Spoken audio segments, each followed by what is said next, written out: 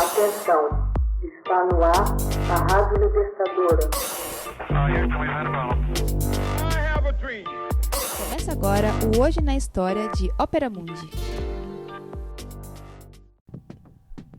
10 de junho de 1794.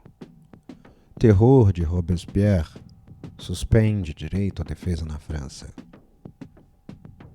O terror, repressão revolucionária iniciada com a criação do Tribunal de Exceção e os comitês de vigilância em março de 1793, endurece com a aprovação da Lei de 22 de Prairial, ano 2 do calendário revolucionário, que corresponde ao gregoriano 10 de junho de 1794.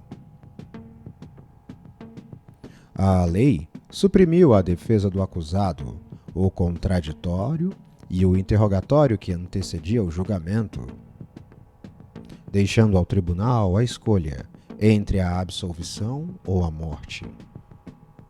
Os deputados, temendo serem as próximas vítimas do terror, conseguem mandar prender Maximilien Robespierre e seus partidários em julho. Em outubro de 1795, a convenção seria dissolvida, dando lugar ao diretório. Anteriormente, em 31 de maio de 1793, o chamamento de Robespierre, o incorruptível, os sans-culottes parisienses, os chefes da fila dos enraivecidos, o setor mais radical dos jacobinos, cercam a convenção e exigem que os deputados girondinos que governavam o país sejam acusados de trair a revolução. Criticam abertamente sua incapacidade de fazer frente à invasão estrangeira e suspeitam que estavam preparando o retorno da monarquia. No dia 2 de junho, os 25 deputados girondinos são presos e enviados à guilhotina.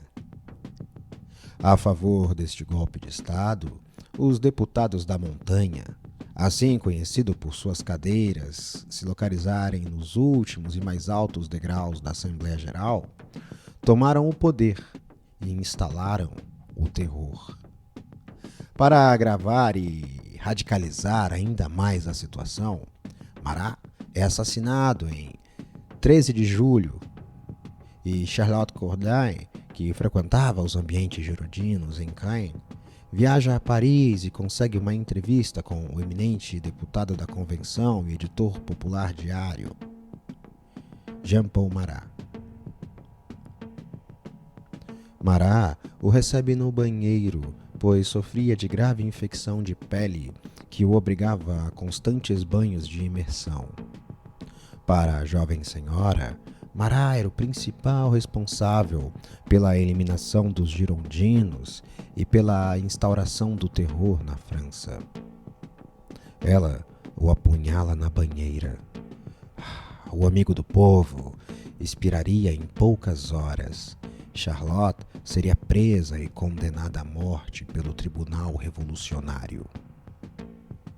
Em 17 de setembro de 1793, o terror vota a Lei dos Suspeitos.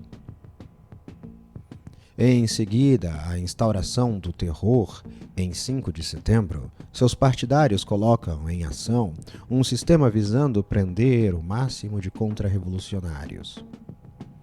Essa lei lhes permite executar procedimentos judiciários mais expeditos e de ampliar as categorias de crime contra-revolucionários.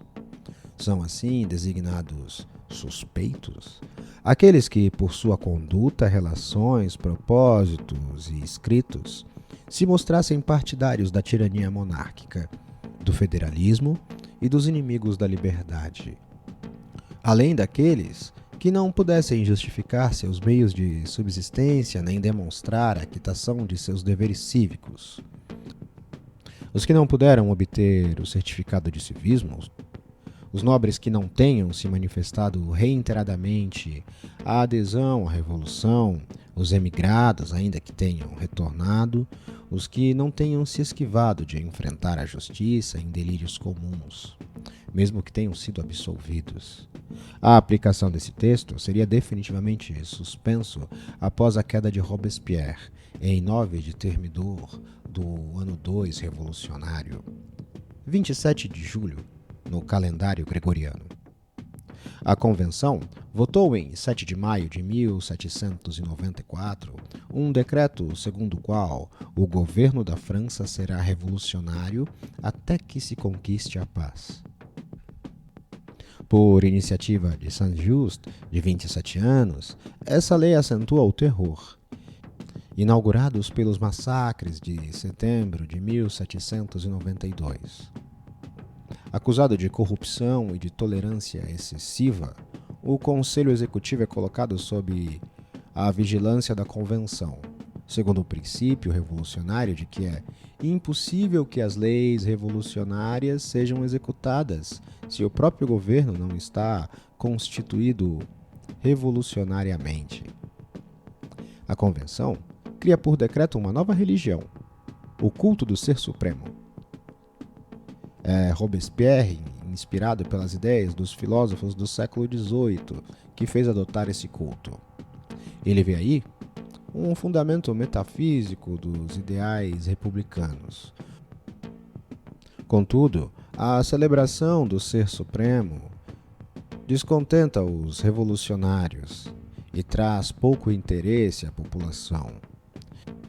Isso solapa o apoio a Robespierre, o verdadeiro líder do terror, que acaba, ele próprio, sendo guilhotinado em 28 de julho de 1794. Hoje na História é uma produção de Opera Mundi, baseada na obra de Max Altman, com narração de José Igor e edição de áudio de Laila Manoeli. Você já fez uma assinatura solidária de Opera Mundi? Fortaleça a imprensa independente.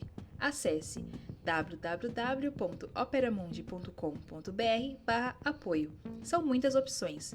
Você também pode fazer um Pix usando a chave apoie@operamundi.com.br. Obrigada!